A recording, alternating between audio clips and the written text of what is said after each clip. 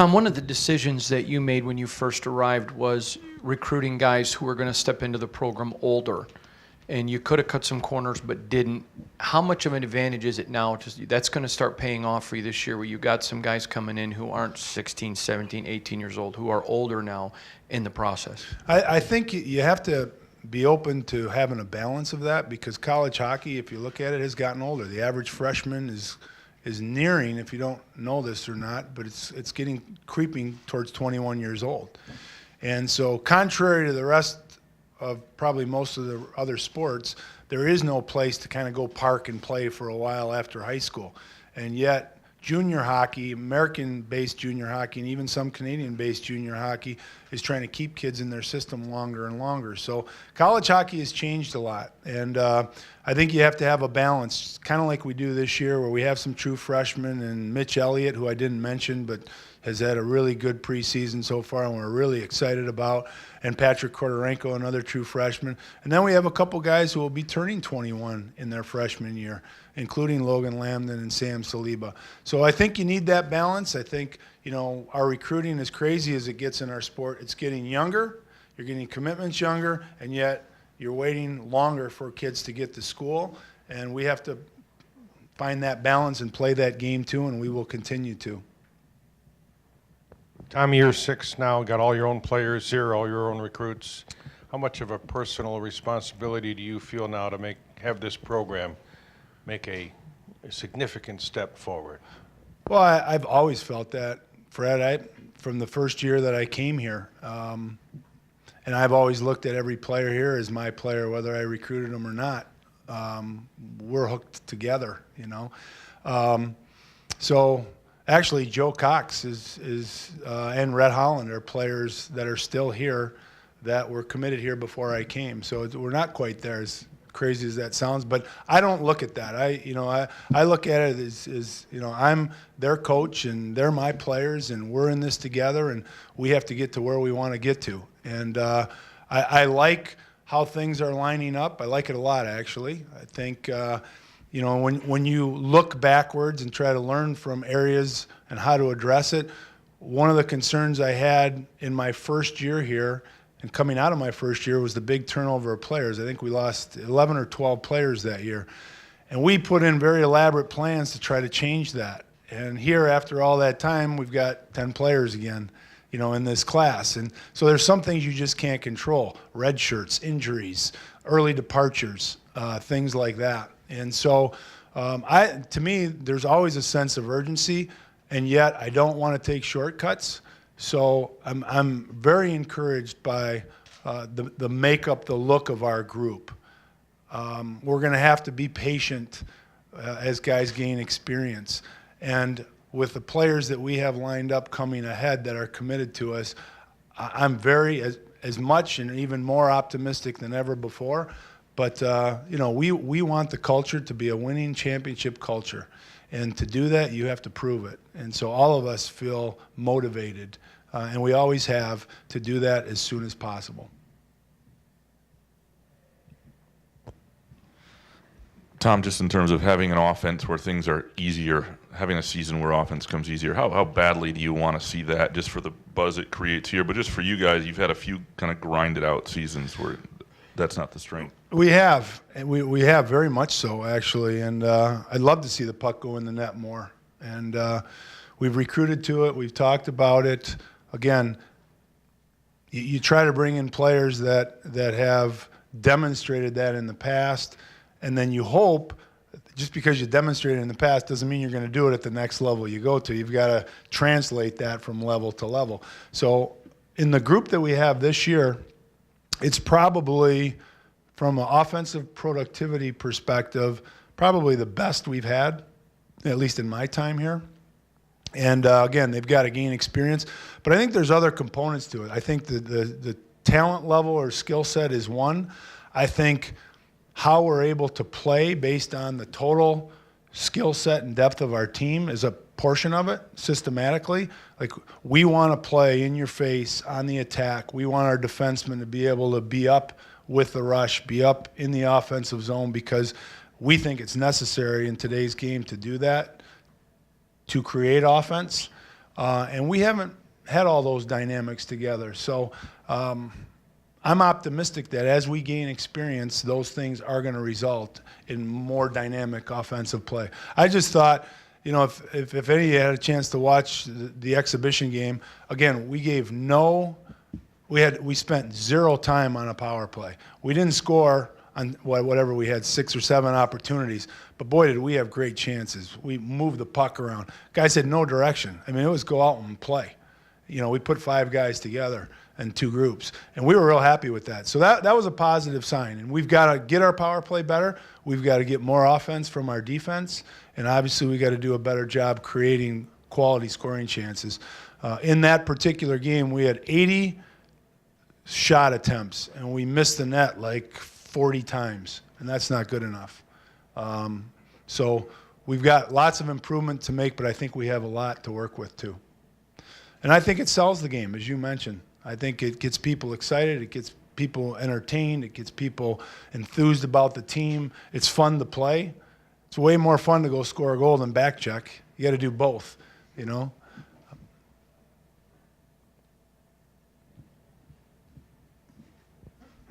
Hey, Tom.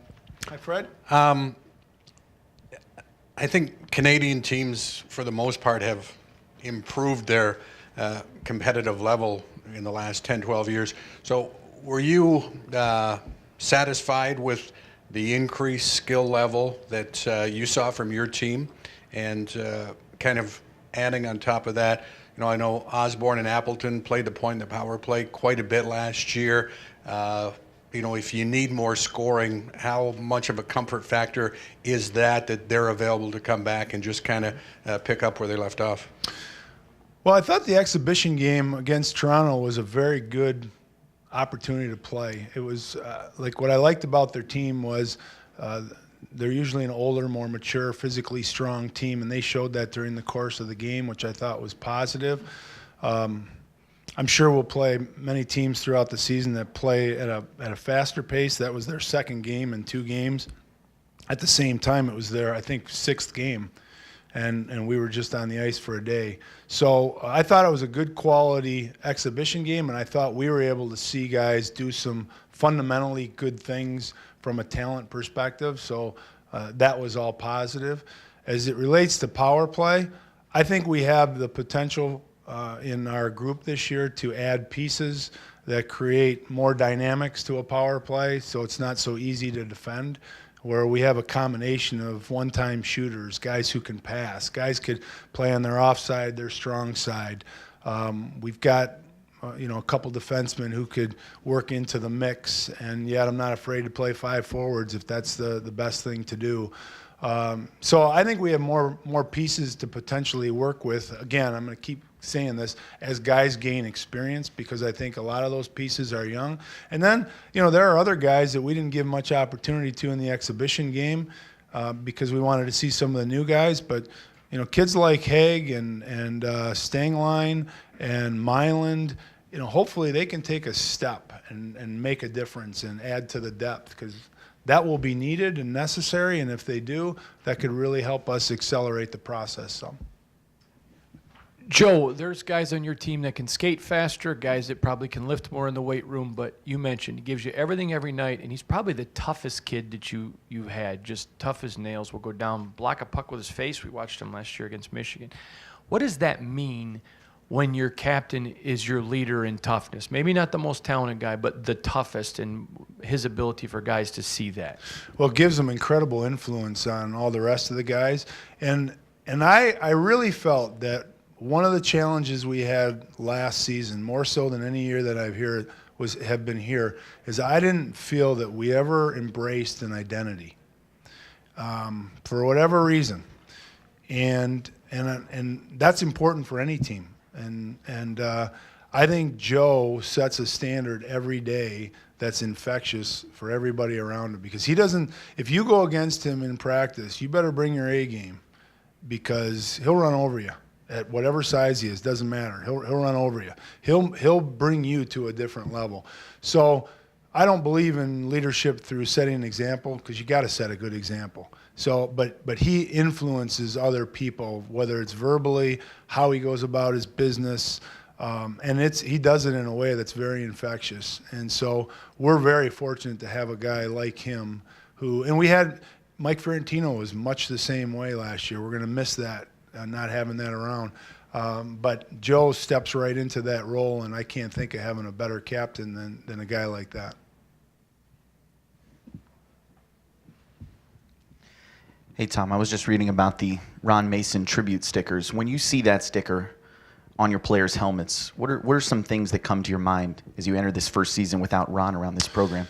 You know, there's so much because obviously he cast a big net over lots of players. You know, I think of the players who took the time to come back from not just Michigan State, but from all the different schools he represented. The coaches that attended, you know, and took time to come here, who are coaching at all different levels. The people from the community that came here, or the campus community. So, you know, he really touched on so many people during such a long career, and it's going to be different. I'm not sure that, you know, we'll really realize it until the time comes when he's not around here when we're playing, you know. But it's a great reminder of the impact that he made on all of us, me and the rest of our staff, and so many people who played in this building or got a chance to watch him coach during that time. So I think it's an appropriate tribute that we'll have this season. You know, we looked at different options, and we thought putting something on our helmets was appropriate for every game, and then certainly behind the nets is an opportunity in our rink. So we're excited to do it. To add a student assistant coach with 17 NHL years of experience and one who is so dominant in Mike York, how does that another advantage that you have heading into this year? You know, that's a real fortunate opportunity for us. And, you know, I don't know Yorkie particularly well. I watched him, and, you know, as an alumnus, we would say hello at alumni gatherings. And the way we made the connection is when at our alumni golf outing this year, I found out he was enrolled to finish school. And it came together in 2 days. And so we're very fortunate to have somebody with his experience level, his passion for Michigan State, and you know, his time just out of the game. He played last year. He was in his German league that he played in. He was, I think, a top 10 or 12 scorer in that league. So he's not that far removed from playing the game, and it gives a new set of eyes, a fresh set of eyes that is always welcome here. So we're very fortunate that he's here, and he'll make an impact. You talk about offensive. He's one of the most gifted offensive players to ever play here. And so that will give us a perspective that is valued, needed, and wanted. Coach, you have about, is the mic even on? There it goes. I can hear you. There it goes. Coach, you have about 15 or so underclassmen on this team. How important is it going to be for your senior group to really carry the load and lead those guys over the course of this season? I think it's always important for the senior group to make an impact if you're going to have a successful season. And I think that will be one of the tests for this group. I think there are some of the players in the senior group that feel that, you know, they've been in lead roles. I think there's others amongst that group that feel that they would like to elevate their game to be in a bigger role. And I'm hopeful that they're able to do that, because if they do, it'll trickle down and provide us some depth that we need, and will also make a positive impact on the younger players. So I'm keeping my fingers crossed, very hopeful, and going to give tons of support and opportunity for those guys to do that. Graham? It sounds like, though, when you talk about senior guys, you're talking about depth and leadership, and, you know, you wanted to see the young guys on the eye. It sounds like you can feel the wave of talent through the classes that are starting to come in with these young guys. I mean, how much do they determine what this season becomes? The young guys? The young guys. I think they'll have a big impact, because some of them are going to have pretty significant roles. Yet, I think it'd be very helpful for even them to get acclimated to this level if they're spoon-fed a little bit and not overtaxed early. And also, I think it's going to require incredible patience from us to deal with mistakes that will be made and give guys opportunity to gain experience. And so that's where, from an upper class perspective, if the guys can really step up, and I mentioned a couple names in Haig and in Stengline, those guys were big offensive producers before they came to Michigan State, and they just haven't been able to make that transition quite yet. I know they desire to, and they're working towards it. If they can take that step, I think that takes a little pressure off and can divide it off amongst more players, which would be positive. Because I really believe one of the challenges we faced last year is we had injuries early, and I really believe we played some guys too much too early, and I think it wore them out. Appleton would have been one of them. I thought he kind of hit a wall early. I thought he regained himself towards the back end of the season, but I want to make sure we're learning from that. And in the case of our defense, the same thing happened, but we had no choice because of our numbers. But I think if those freshmen can play just a part, especially at the beginning of the season as they gain experience, I really think that will allow their game to elevate. I remember, and I'm not trying to compare any of them to Jack Eichel, but I remember we played BU here, and Eichel came as a freshman the next year, and I saw him at the start of the season, and this kid's a world-class player. I saw him the start of the season. We played against them. I think we lost 2-1 or whatever it was, 2-0 maybe. And he was a very good player in the game. But then I saw him in the second half of the year, and he was just a dominant force, helped lead their team to the national tournament, national championship game. I'm not suggesting any of our freshmen are of that caliber, but I think that the kind of gain he made over the course of time as he acclimated himself was a significant one. And I think most players can make significant gains if they're used right and the opportunity presents and their talent's good enough. So we're going to try to do that with our team, and I think the upperclassmen have a lot to do with our ability to do it. Football team likes to play with a chip on their shoulder. Does being picked last give your team a chip? You know, I think that can just add to it. Probably, I wouldn't say that's a focal point for us, Fred, but I think we'll have plenty of chip on our shoulders because we haven't proven what we want to prove, and so there's plenty to play for. There's plenty to be hungry over. There's plenty to be pissed off about because we want to be a championship caliber team, and so some of it has to be self-generated. A lot of it's just internal expectations, and you get what you earn. We all recognize that. So when you look at something like that, do I put a lot of stock into it? No. Yet at the same time, you're out trying to influence the whole hockey community that you want to be a champion. And so you have to work towards it and prove it.